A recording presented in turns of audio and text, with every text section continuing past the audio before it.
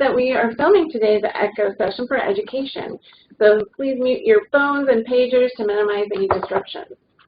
CME and CEUs are provided for this event. You will get an email after the event to check the website for details. We're super excited to have Ms. Amy Young here to present.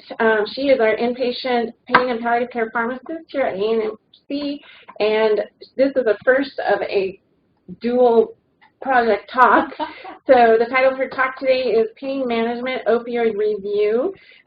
Next week, or next session's talk will be the pain management non-opioid approaches, so you want to make sure you check both of those. So Amy, we're super excited to have you. Thank you.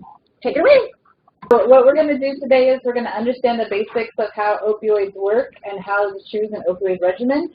I'd like to really emphasize that 20 or 30 minutes to talk about opioids is certainly not long enough, so we're going to do the best we can today to get our basic understanding of these medications. We're going to understand which medications are classified as opioids, which is important to know. We're going to differentiate between tolerance, cross-tolerance, addiction, and pseudo-addiction, which I talk about often. We want to identify some adverse effects and also define an acute pain crisis and understand the importance of immediate treatment of it. So we have different factors, and these aren't all inclusive on the different factors on how we're going to choose an analgesic, an opioid analgesic. So first of all, we want to take into account the severity of pain. So if a patient has mild to moderate pain, an opioid is certainly not the first thing that we're going to go to. However, if there's moderate to severe pain, then we would start to consider an opioid. We have to consider the concurrent medication. So if a patient's on other CNS depressants, or there are drug interactions with opioids, which are pretty common, we want to make sure we take into account the other things that, the other medications that a patient may be taking. We do need to look into the patient's renal function. We have listed here that hydromorphone or oxycodone, we would probably need to adjust the dose. Morphine, if you can, especially long-acting morphine, we should avoid in renal insufficiency. And fentanyl and methadone are the best for dialysis. With that being said, on the inpatient setting, I don't think I've ever, in the 4 years that I've done pain management on inpatient, straight up recommended a significant decrease in any opioid based on renal function. I have because of maybe the renal function has declined and the patient is more lethargic and drowsy and has other side effects, but not just based on a creatinine clearance or a GFR or anything have I straight up just said that we need to use half the dose or 50%. So although that's what the literature will tell you, that we need to be reducing the dose for renal function, we need to also think of the other factors that go into it as well. And there are some that are better than others, as I have listed here on which ones we can use in renal insufficiency. For hepatic insufficiency, we would just use them with caution. I mean, fentanyl, hydromorphone, and oxycodone are probably like our top, like our 3 really common ones that we use on inpatient at least. So we just need to make sure that we use with caution. We definitely need to take into account the patient's age. If we have a very young patient, using an opioid in a very young patient, we know that there are studies that can link that to having opioid addiction or the potential of it, so we need to be careful. And on the same end, the other end of the spectrum, we have, elderly and frail patients. You definitely want to take into consideration that they will probably react stronger, have more side effects to the opioids than our regular general patient population. The last one I have when we're choosing an analgesic is the cost. Maybe not necessarily in our closed system here on worrying about the cost of an opioid. However, this may determine which opioid is chosen for a patient, and we can take that into account. In general, short-acting opioids are cheaper than long-acting opioids, but not necessarily in our setting, or certainly not in my practice setting. I need to worry too much about cost. I do need to worry about what's on our formulary, but not necessarily cost. So the next slide is opioid receptors, which is what we're on here.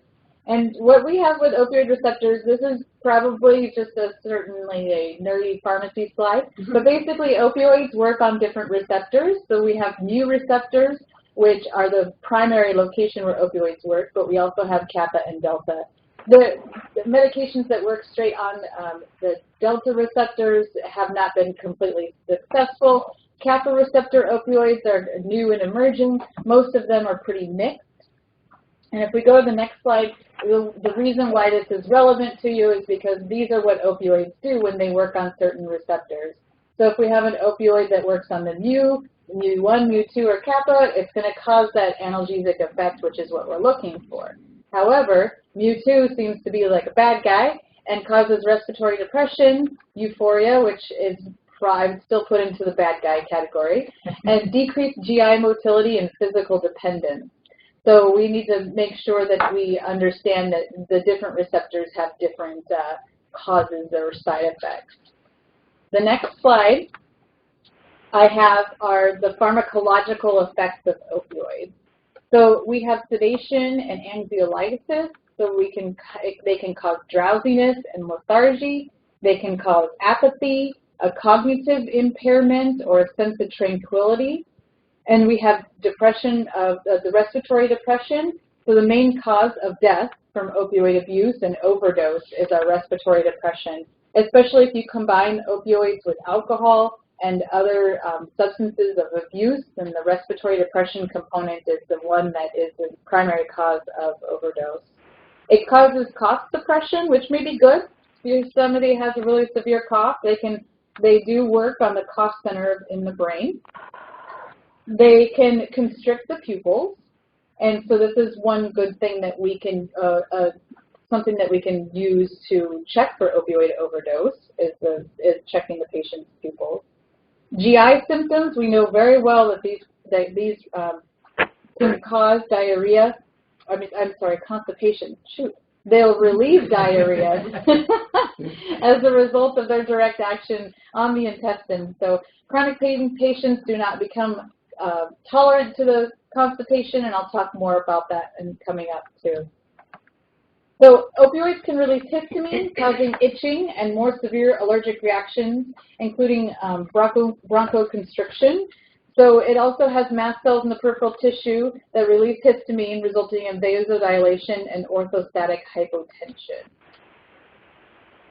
So with the histamine release, some opioids are more prone to cause that than others. A lot of the natural opioids like morphine are prone to causing that histamine release with the itching, so we can sometimes solve that with rotation of our opioids. They can also affect the white blood cell function and or systemic reactions that are least likely to occur in synthetic opioids, and that may explain the high rates of infection in heroin users. And so also, intracranial pressure can be elevated as a result of increased cerebral blood flow from increased CO2 levels, secondary to reduction in hypercapnic drive, and reduction in respiratory tidal volume. And so I have examples of closed head injury. And of course, we have allergic reactions. So we need to be aware that there are a lot of effects, and I would say side effects, positive or negative, we're not, it just depends on which one it is. Analgesia there obviously is a positive effect of opioids, but it does not come without all of these risks associated. So there is a lot of new stuff emerging about opioids, and it's about the discussion of risks versus benefits, and that if a provider is prescribing an opioid for chronic pain, especially a long-acting opioid, there's requirements out there that would require a provider to discuss these things with the patient. And I just got a very recent, just this week, an FDA warning or advisory stating that this is actually expanded now to any opioid, so short or long-term opioids. And it also is going to promote the education to the providers so that we know what to talk to the patients about. So coming soon is going to be REMS, so that's the risk evaluation mitigation strategies that are required for certain medication classes, and now it's going to be blanketed onto our opioids as well. Next slide. So when we want to design an opioid regimen for a patient, there are some general principles that I want to talk about. So the first one I want to talk about is by the clock. So scheduled medications are going to have, the best effect for a patient. Some opioids, a lot of the oral opioids only last a few hours at a time. So if we know the length or the duration of action of the opioid, we want to make sure that we're scheduling some of those medications. This is where long-acting medications will come into play too. If it's indicated for the patient, we want to make sure that we're on a schedule. Anytime that we let pain get out of control and really severe, it's just that much harder to control. So our general principle is that we're going to design this by the clock. The next one is by the mouth. Oral opioid medication regimens are less expensive, more effective, they last longer. So all of our IV opioids are going to last anywhere from just a couple hours, whereas we have oral opioids that can last from 4 to 6 to 12 hours at a time, maybe even 72, depending on the dosage form you have. So we really need to take that into consideration. And so if we can, by the mouth is certainly better than an IV formulation per se. By the patient, of course, we need to take into account all the other factors of a patient, whether they have renal insufficiency, how old the patient is, what their risk factors are, if they have risk for opioid abuse, if they have a history of substance use. There are all different kinds of screening factors that go into when we're going to prescribe an opioid, and we definitely want to make sure that we tailor our regimen to the patient, because one may not be the best for everybody. And then the last one is that we want to consider if the patient is opioid tolerant or naive. It makes a difference. I'm going to recommend something completely different in a patient that's been on really high doses of opioids for a very long time versus a grandma that has her body's never seen an opioid before. So we definitely need to take in these principles and these factors when we're deciding what we're going to choose for our patient.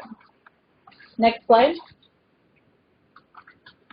So like I said, I could talk about opioid medications all day long, and especially if I went into all the details of the different opioids and what they're used for and what strengths they come in and everything. So I'm going to limit myself here and just show you that these are opioids: codeine, fentanyl, hydrocodone, hydromorphone, methadone, morphine, oxycodone, tramadol, buprenorphine, oxymorphine, tapentadol, and there are more that I didn't list, but these are some of the general most common ones. The ones that come in IV formulation, fentanyl and hydromorphone and morphine are very common ones that we use on the inpatient setting. Methadone and a lot of these oxycodone, morphine are very common in the pain and palliative care setting as well. So I'm not going to go into super detail. I don't have enough time to talk about every single one, but it's very important that we are able to recognize which ones are opioids. And as you note, I don't have all the brand names here. I should have no brand names here. So these are all the generic names for the opioids that are available. Not all inclusive though. All right, the next slide I have is addiction and abuse. So I know I've talked about this before in previous presentations, but I think it's really important that we understand the difference between these. So I may sound like a broken record to some of you, so I apologize, but we're going to go over it again. So what we have as specific definitions, I'm going to read them here too, for tolerance. So our tolerance can be demonstrated by a decreased effect from a constant dose of a drug or by an increase in the minimum drug dose required to produce a given level of effect. So this is when we know that if we are going to give a patient an opioid for a certain amount of time, they are going to become tolerant. Some patients may confuse this with addiction. Tolerance is not something that we have to necessarily be worried about. It just means that maybe over time they're going to need a dose increase just simply because their body is tolerant to the medication and they're used to it. We classify tolerance, and I'll talk in more details of specifics of how we classify tolerance, but we would say that a patient is tolerant if they're on a regular amount of opioids for at least 7 days. So if it's just here and there as needed, then we wouldn't count that patient as tolerant. Cross-tolerance is where a patient is tolerant to one drug, produces tolerance to another drug. So a person who is tolerant to morphine will also be tolerant to the analgesic effect of fentanyl, heroin, or other opioids. So it's not uncommon for a provider to do an opioid rotation and switch from one opioid to another in order to take into account some of this cross-tolerance. So if a patient is switching from one opioid to another, we take this into account in our dosing calculations versus a patient that's opioid naive. Physical dependence is the state and adaptation in which withdrawal occurs when the drug is stopped or quickly decreased. So this is normal, and we would expect a patient to become dependent and tolerant right around, potentially it could be around the same time, Sometimes they can be used together. Sometimes dependence is maybe used in a negative connotation, whereas tolerance is not, doesn't have a stigma so much to attach to it. So both of these are biological effects that we know are going to happen. If somebody is dependent on an opioid, we take it away, it will probably show us symptoms of opioid withdrawal. Whereas addiction is our physiological dependence characterized by the compulsive use of one of the drugs despite harm, a loss of control, and a preoccupation with obtaining opioids. So if there are patients that are worried about they just had surgery and they don't want to take their opioids because they're worried about becoming addicted, we need to make sure that we understand the difference between addiction and tolerance. Yes, the patient may become tolerant if they're taking those opioids for their postoperative pain, but that doesn't necessarily mean that the patient will become addicted to the medication for their post-op pain. So if we understand the differences between them, then we'll be able to educate our patients with the differences.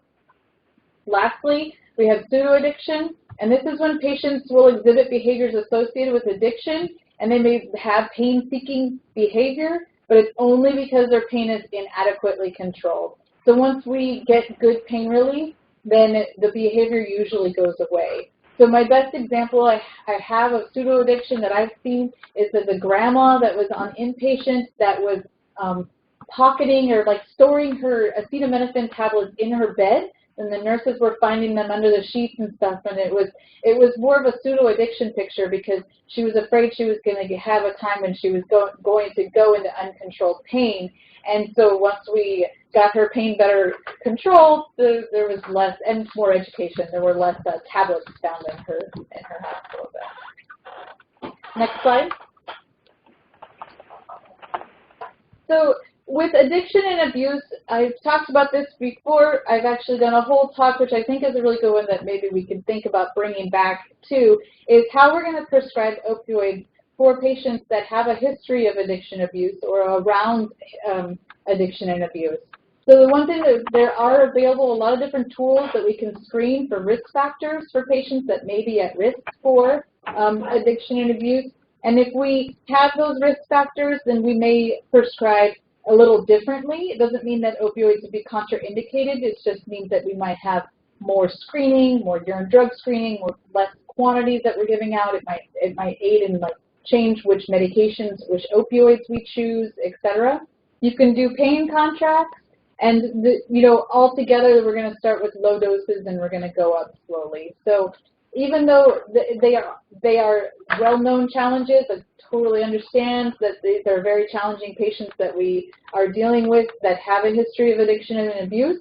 However, we still need to treat their pain and still need to help them out as we can, but there are ways to back our practitioners up in prescribing opioids for those patients.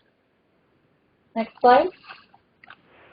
So as I talked before, we do have quantities, I guess. We can put numbers to say if a patient is opioid tolerant, which means that their body is used to having the opioids, and we use tolerance versus naive when we're dosing medications. We use tolerant and naive in the pharmacy world. If we're going to put a patient on a long-acting medication, we definitely want to make sure they're tolerant first before we put them on something that could potentially last a long time.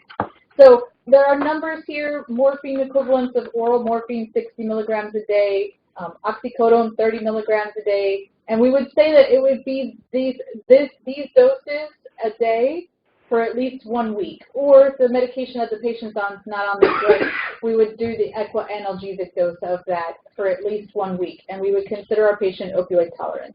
Tolerance is not addicted. Tolerance may be a little dependent, but it's certainly not a negative connotation per se. It's something that we need to take into account when we're trying to treat a patient's pain.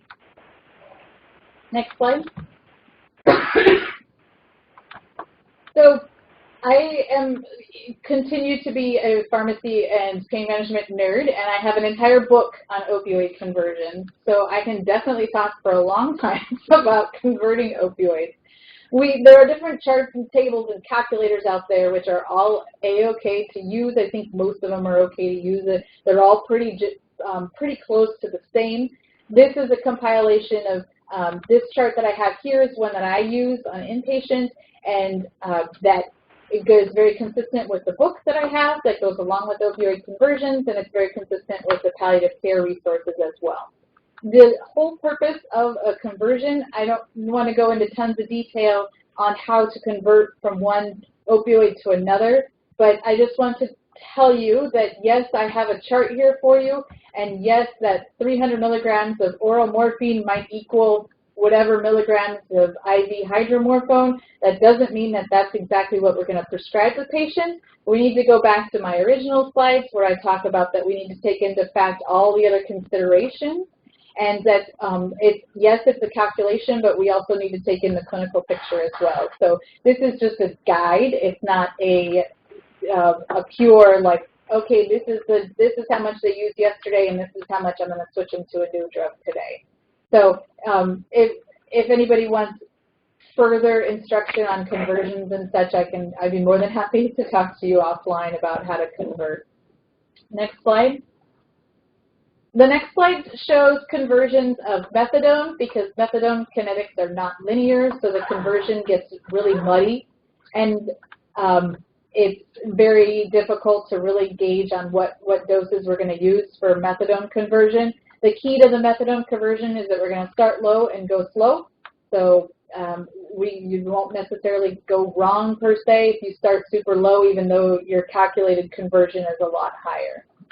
Also, a fentanyl patch conversion, it's a little bit different than the others, and we find out the oral morphine equivalents first, and then that's how we're going to convert it to a fentanyl patch. So the purpose of this slide basically is to tell you that methadone and fentanyl patches don't fit on that chart. Next slide. All right, opioid adverse effects. So the adverse effects of opioids we know are common. We should anticipate our adverse effects, and we should definitely manage them aggressively. So the general principles are listed here. And then we just need to make sure that opioid adverse effects, generally, most of them improve over time. However, constipation does not necessarily improve over time. So we need to make sure that we are prescribing a very good bowel regimen to these patients with every opioid prescription that we write for. And I'm talking about, when I say good bowel regimen, I would say something like polyethylene glycol or Senocide or Bisacodyl if needed. They just definitely need to have an aggressive bowel regimen with these opioids. We see a lot of bowel obstructions come in from chronic opioid use. Next slide. Next slide I have here lists the different side effects that are pretty common with opioids. So we have them listed. I have them listed in two different categories. The transient, which would be the ones that we would expect to lessen over time after a patient's been on opioids for some time, and persistent, or there are a few here that won't necessarily go away over time. So the transient ones we have are nausea, sedation, delirium, respiratory depression, and urinary retention. And then our persistence, like I had said, we have constipation, itching, and some others that are less common with all of them, but maybe with some, the QTC prolongation and hypogonadism. So if we have a patient that has a transient adverse effect from opioids, doesn't necessarily mean that they're allergic and they should never be prescribed it again. But however, that may be different when it comes to QTC prolongation or hypogonadism or pruritus. Those might be ones that, because we know they're not going to go away over time, that we should consider maybe a different opioid. Next slide. Switching gears here a little bit, and I think this is a lot because I don't think it's very well understood and maybe uncomfortable for some practitioners to actually take care of a patient in an acute pain crisis. So what I have here is an algorithm. There are a lot of different algorithms out there on how we want to treat a patient with acute pain crisis. This one is from the National Comprehensive Cancer Network, and what we're going to do is it's a very aggressive, most commonly in the emergency room treatment for a patient that comes in with an acute pain crisis. First of all, I want to back up just a little bit. I didn't define what an acute pain crisis is. A pain crisis is an event in which the patient reports pain that is severe, uncontrolled, and causing distress for the patient, family members, or both. So what we would do is, this example here is a opioid naive patient. So this is a patient that's not on chronic opioids at home. And we would start with, for moderate to severe pain, if the patient came in and said, my pain is 10 out of 10, then we would start with the morphine IV 2 to 5 milligrams or equivalent. So we'd give them an IV dose of an opioid. And then that the first little box in the dark blue on the left, we have pain score unchanged or increased after 15 minutes. So note, this is 15 minutes.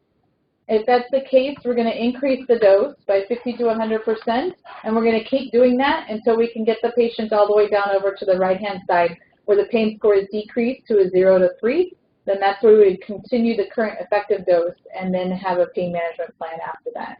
I think it's really uncomfortable for providers, especially in the emergency room, to prescribe a very strong opioid and then continue to double the dose potentially every 15 minutes. But this is a medical emergency, and so it should be treated as such too. So just a little tidbit of extra information about opioids as well. And next slide. That's all I have for today. I really feel kind of bad about squeezing a whole lot into a really short amount of time. I could talk for a long time about this stuff. So if there are additional questions, my email's up there. You guys can email me if you have questions. Whoa. We do have a couple minutes here if anybody has any specific questions for Ms. Amy. She should be coming in here. Was she not? Oh, Vicki. Some of our patients.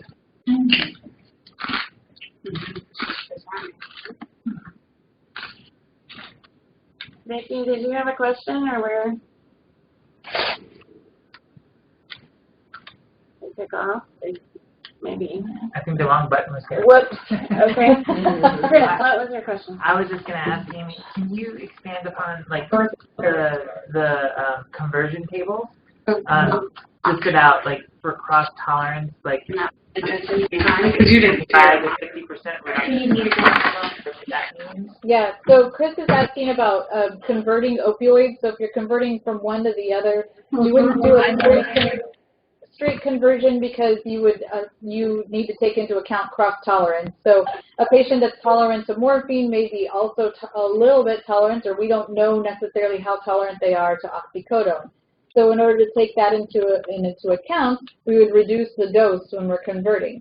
So if a patient has their pain controlled and we're just trying to rotate our opioids, you would reduce the dose by 25 to 50%. If the patient has uncontrolled pain, that's argument that we wouldn't reduce the dose as much or at all when you're converting from one opioid to another. So yes, so we do have to take into account if they are tolerant to one, we have to take into account the cross tolerance. Okay, I see conference room 1 back up online. Vicki, did you still have a question? Press the other button. Because the question was the dialysis question on fentanyl and methadone. Is that related to the patient or related to what the dialysis does? What do you mean related to the? So you said you shouldn't, not to use fentanyl and methadone with the dialysis patient. I thought those were the better ones. Oh, better ones? Okay. All right.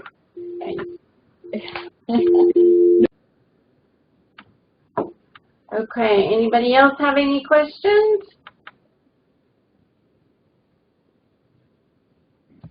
I have a question. Okay, oh, hi, Sharon. Oh, can you see me? I'm in Montana. Oh, hi, Sharon, Montana. Hi. I have a question as to whether, and I know you're in the hospice palliative care arena, my question is whether you would titrate down on the doses despite the tolerance that we see in the aged and elders because of their decreased clearance and liver function. That's a good question. You can.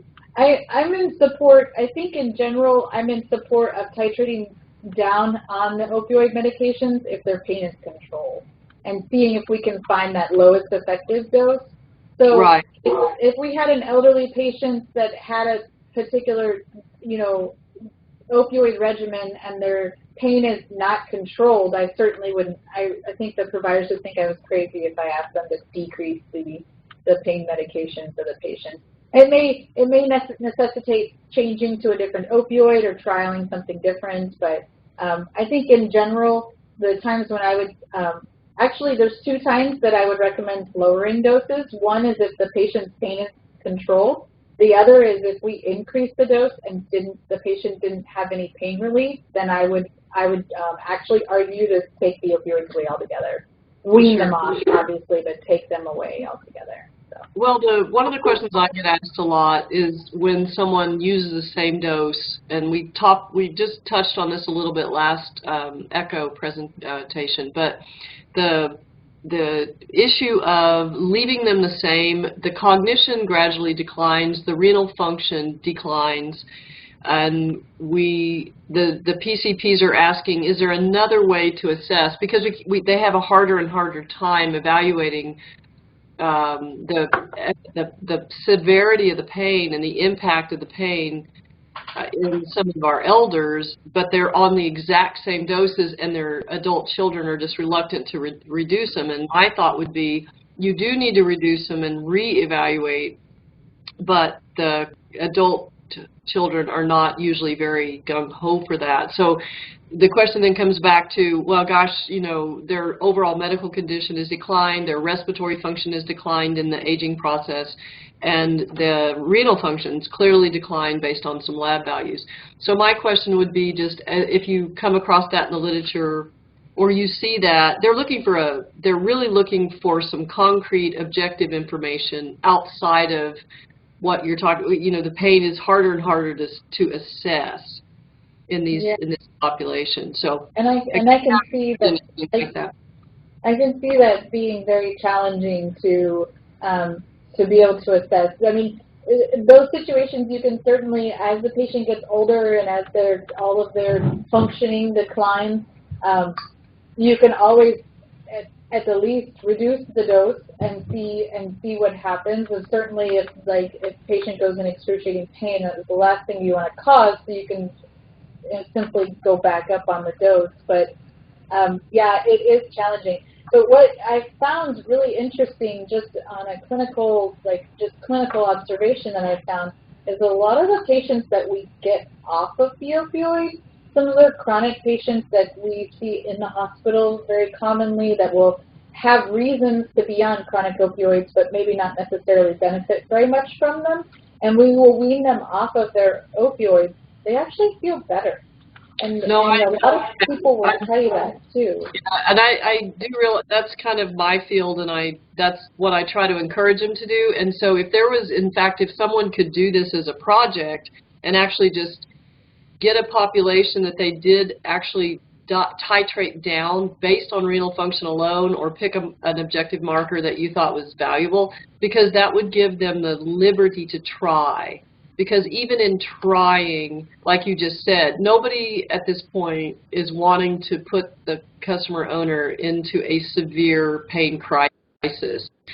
And so, you know, it's just, we're not good as providers to titrate when somebody seems to be doing okay. What I'm looking for is some kind of marker where I can say, it's time to try. Let's give it a little bit of a tweak down just to try. So I don't know, maybe renal function's not the best objective marker, but certainly if you run across anything in the literature, I'd like to see it so I could guide our primary care providers and me. All right. Thank you.